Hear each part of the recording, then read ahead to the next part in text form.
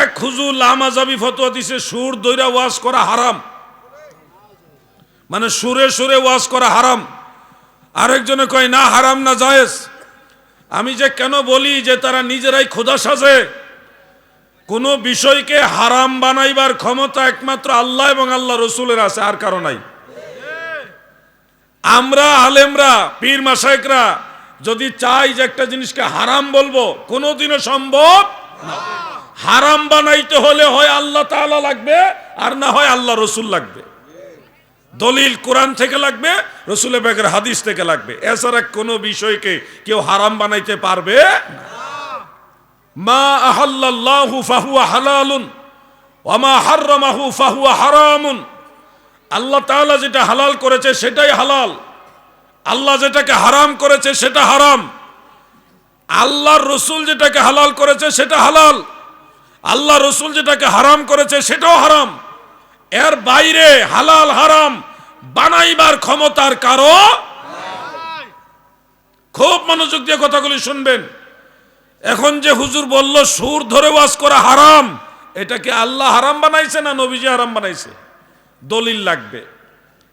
হারাম বানাইবার ক্ষমতা আপনার আমার নাই। এখন উনি তো কোরআনের আয়াতও দেখাইতে পারতেছে না সুর ধরে ওয়াজ করা হারাম, আবার রসুলের পাকের হাদিস শরীফ থেকেও দেখাতে পারতেছে না। যে হারাম কইছে সেও লামাযহাবী, আর যে এটার বিরোধিতা করতেছে সেও লামাযহাবী। দুইটা এক গোষ্ঠীরই, দুইজনে একজন আরেকজনের বিরুদ্ধে লাগছে। একজনে কয় হারাম, আরেকজনে এটা কানাদার জাল। এইভাবে ঝগড়া চলতেছে। আসল বিষয়টা আমার বলার উদ্দেশ্য হলো, এরা আল্লাহ এবং আল্লাহ রসুলের রেফারেন্স দিয়ে ধর্ম পরিচালনা করে না। অধিকাংশ ক্ষেত্রেই তারা মানুষকে নিজেরা রায় দিয়ে ধোঁকা দেয়।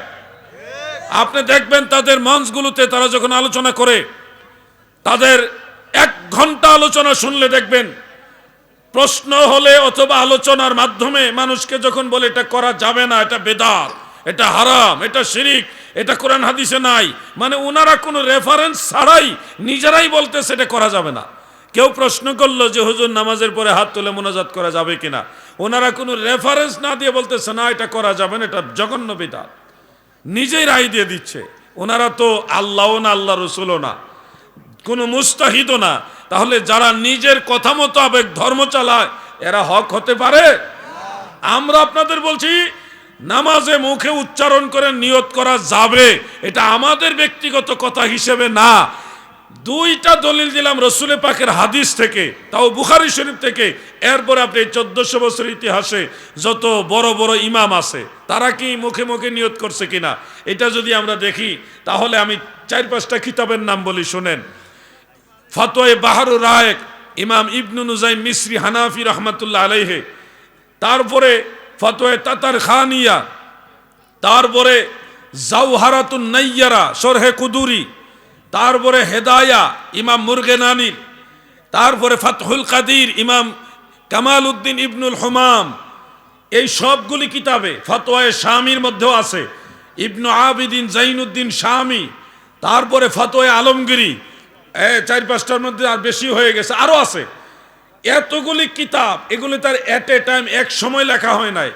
এই 1400 বছরের ইতিহাসে আল মুহিতুল বুরহানি, আল মাবসুত লিস সারাকসি, এই ধরনের প্রাচীন প্রাচীন কিতাবগুলির মধ্যেও আমরা দেখি মুখে উচ্চারণ করে ওয়া তালাফফুজু বিহা মুস্তাহাব্বুন, মুখে উচ্চারণ করে নিয়ত করা মুস্তাহাব। এটা আহলে সুন্নাতুল জামাতের এই 1400 বছরের ইতিহাসে সব ইমামরা বলছে মুস্তাহাব। আর সলিমউদ্দিনের ফুলা কলিমউদ্দিন সে আয়েশা বলতেছে বেদাত। তার কথার দলিল কি? তার দলিল হলো কিতাবুল আন্দাজ। এইভাবে ফতোয়া দিয়া মানুষের মধ্যে একটা কনফিউশন, একটা সন্দেহ তৈরি করে মানুষের আমল নষ্ট করে।